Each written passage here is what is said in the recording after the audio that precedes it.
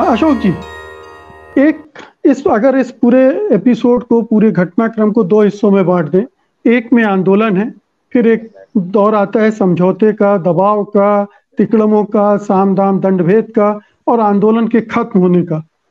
अब आंदोलन के खत्म होने के बाद अगर हम इसका एनालिसिस करें तो आपको क्या लगता है, जो चाह रही थी सरकार उसने वो हासिल कर लिया? ब्रजभूषण को बचाना था, इस आंदोलन को खत्म करना था, ये हासिल कर लिया।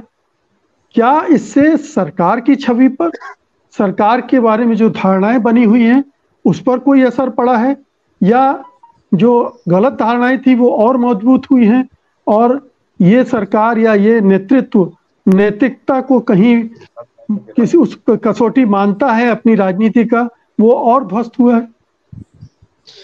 सबसे पहले नैतिकता पे आऊंगा मैं। जिस सरकार की 2014 के बाद नैतिकता तो उन्होंने लॉकअप में रख दी है। नैतिकता नाम की कोई चीज इस सरकार के पास बची नहीं है। झूठ, महाझूठ बोलना ये इनकी आदत हो चुकी है।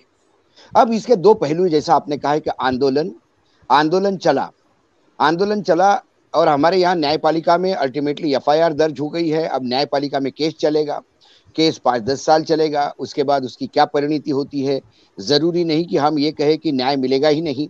यदि वाकई पॉक्सको का केस नहीं चला, लेकिन बाकी केसेस में यदि वो दोषी पाए गए, उसके बाद वो हाई कोर्ट जाएंगे, उसके बाद सुप्रीम कोर्ट जाएंगे, क्योंकि उनके पास पैसा है। लेकिन उनके ऊपर एक टैग तो लग गया। ब्रिजभूषण शरण सिंह जो मात्र गुंडे किस्म के इंसान थे, जो एक बाहुबली का उनका था कि चाहे दाऊद के साथ हो, कहीं किसी शूटआउट भी नाम हो या रिवॉल्वर तान दे, लेकिन व्यभिचार और भ्रष्टाचार और एक दादागिरी, ये दो अलग, 3-4 अलग पहलू है। हमारे देश का समाज ऐसा है कि जहां भ्रष्टाचारियों को भी थोड़ा बहुत माफ कर दिया जाता है। कोई खूनी हो, कोई दरिंदा हो, तो उसको भी थोड़ा सा लोग ये सोचते हैं कि भैया उसके जान पे आ गई इसलिए उसने मारा होगा। लेकिन बलात्कारियों को, लड़कियों की इस्मत के साथ खेलने वालों को, स्त्री की बेइज्जती करने वालों को ये समाज एक अलग दृष्टि से देखता है और ये आरोप लगे हैं। चलो, बिल्किस बानो का केस थोड़ा सा अलग मैं मानता हूं, क्योंकि वो दंगों का समय था, एक अलग धर्म था, तो वो उन्होंने उसको उस हिसाब से देखा। लेकिन ये तो लड़कियां हिंदू है, ये खिलाड़ी है, ये हमारे देश की बेटियां हैं, ये हमारी देश की, मैं माफ कीजिएगा, मैं कोई महिलाओं में धर्म से अंतर नहीं करता, समाज में परसेप्शन की बात करता हूं। जब समाज में परसेप्शन नीचे जाता है, तो जो बीजेपी के समर्थक थे, जो अंधभक्त है, उनको भी कहीं ना कहीं इस बात की चोट लगी है कि ये देश की खिलाड़ी हैं, हमारी बेटियां हैं, इनका साथ शारीरिक शोषण हुआ है। कई बार मैं पूरे देश में घूमता हूँ, कई जगह बीजेपी के लोग मुझे पूछते हैं कि क्या यार ये जरूरी है क्या ये आदमी पार्टी के लिए? ये तो साला बहुत ही गंदा दिखता है। खासकर इंडियन एक्सप्रेस ने जब पूरे अकाउंट छापे, उसके बाद तो किसी के मन में भी उसके प्रति आदर नहीं है।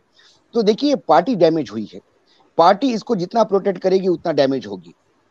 न्यायपालिका न्याय देगी, बिल्किस बानो को भी न्याय मिला, उसके बाद वो बलात्कारी छूटे, उसके बाद उसका स्वागत हुआ, फिर सुप्रीम कोर्ट में केस ओपन हुआ और हो सकता है कि सुप्रीम कोर्ट में फिर को उनको जेल में डाल दिया जाएगा। ये तो एक लंबी प्रक्रिया है, लेकिन जो डैमेज हुआ वो तो हुआ है। दूसरी बात, जो नरेंद्र मोदी जी की एक अकड़ू एक इमेज थी कि वो बस किसी से डरते नहीं, एक बार डिसीजन लेते पड़े रहते। लेकिन खासकर किसान आंदोलन में जब 3 कानून वापस लिए, तब लोग कह रहे थे कि आंदोलन खत्म हो गया। लेकिन पहली बार किसानों ने दिखा दिया कि ये जो तथाकथित तानाशाही प्रवृत्ति का जो इंसान है, इसको भी आप पुनर्विचार करने के लिए मजबूर कर सकते हैं। ये बात जो गृह मंत्री को इंटरवेन करना और उसके बाद स्पोर्ट्स मिनिस्टर का आके कहना कि हम इनकी बातें मांग न रहे हैं।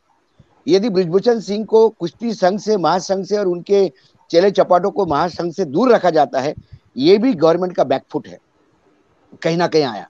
गवर्नमेंट उनको तो बचा ले गई, लेकिन अपनी साख गिरा गई है। आम महिलाओं के बीच में महिलाएं वोकल नहीं होती, महिलाएं बोलती नहीं, आम ग्रामीण महिलाएं। लेकिन सबको ये दर्द तो है पूरे देश में। चाहे उत्तर प्रदेश की बात छोड़िए आप, उत्तर प्रदेश में तो उसको सब जानते होंगे, बाकी जगह तो ब्रिजभूषण सिंह के जब आप किस्से छपे हैं तो लोगों को लगा कि ऐसा एक व्याभिचारी भी इंसान बीजेपी के लिए जरूरी क्यों है? ऐसा क्या हो गया मोदी जी को कि इसकी जरूरत पड़ गई? क्या मोदी जी सिर्फ बोलते हैं, करते कुछ नहीं है? ये मोदी जी भी सिर्फ भाषण ही देते हैं? ये सवाल उठने लगे हैं। इसलिए पार्टी डैमेज हुई है, पार्टी का एक विंग बुरी तरह से डैमेज हुआ है और पार्टी के लोग भी अलग अलग राज्यों में ये बोलते हैं कि ऐसे लोगों से थोड़ी सी दूरी बनानी रखनी चाहिए। संघ के लिए भी ये बहुत इशू टिकलिश हो गया है।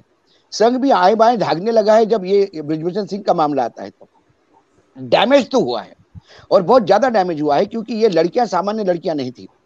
ये लड़कियां इसलिए नहीं थी कि इनको ब्लैकमेल करके पैसा कमाना था। इन लड़कियों के पास पैसा भी बहुत था और ये पैसा गवर्नमेंट में दिया हुआ है, प्राइज मनी है उनका, जो करोड़ों रुपए उनको गवर्नमेंट ने दिए हैं जब ओलंपिक के मेडल लिए हैं। उनके पास इज्जत की कमी नहीं थी, पूरे विश्व में कहीं जाएगी तो उनका नाम लिया जाएगा, क्योंकि ओलंपिक अंतरराष्ट्रीय स्तर के खेलों में उन्होंने मेडल पाए, किसी चीज की कमी नहीं थी। लेकिन यदि शोषण की इंतहा होती है, सहन शक्ति भी पार कर जाती है, तो फिर उन लड़कियों ने मोर्चा खोला है। इसका मतलब इस शोषण की सीमा कितनी पार की होगी। आज ये जब राम का नाम लेते हैं तो लोग उनको पूछते हैं कि राम का नाम कैसे लेते हो, आपकी कृति तो रावण की है। रावण ने भी साधु के भेष में मां सीता का हरण किया था, और ये भी राजनीतिज्ञों के भेष में, पिता के भेष में, क्योंकि अभिभावक होता है अध्यक्ष संघ का, उसके भेष में यदि वो अपनी बेटी की इस्मत लूटता है तो इसको तो रावण से कम नहीं आंका जाएगा। तो एक बगल में राम, एक बगल में रावण लेके कैसे चलोगे आप? ये सामान्य इंसान लड़ रहा है, अंधभक्तों को कोई फर्क नहीं पड़ता। देखिए, और अंधभक्तों के भरोसे ये पार्टी चल भी नहीं सकती। अंधभक्तों के भरोसे इस पार्टी का हर्षक कर्नाटक में देख लिया आपने क्या हुआ। पार्टी को सत्ता में रहने के लिए बाकी लोगों का भी समर्थन चाहिए, और वो लोग समर्थन करते हैं, कभी परसेप्शन से करते हैं, कभी इनके भाषणों पे मेस्मराइज होके करते हैं, कई बार मीडिया के गलत कैंपेन से करते हैं कि वाकई वो कुछ अच्छा हो रहा होगा।